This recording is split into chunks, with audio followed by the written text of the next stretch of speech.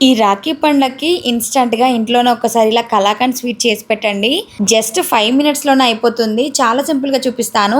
ఇక్కడ నేను Akshayakalpa organic cow మిల్క్‌ని తీసుకున్నాను.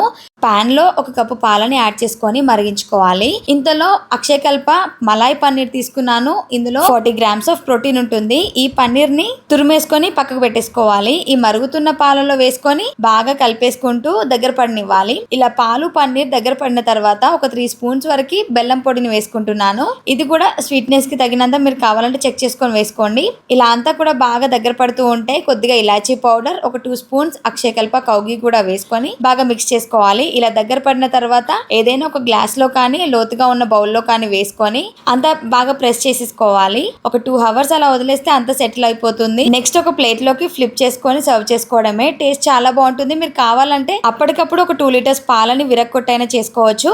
మీకు అక్షయకల్ప ప్రొడక్ట్స్ లింక్ కావాలంటే లింక్ అని కమెంట్ చేయండి, డిఎం చేస్తాను. Thank you.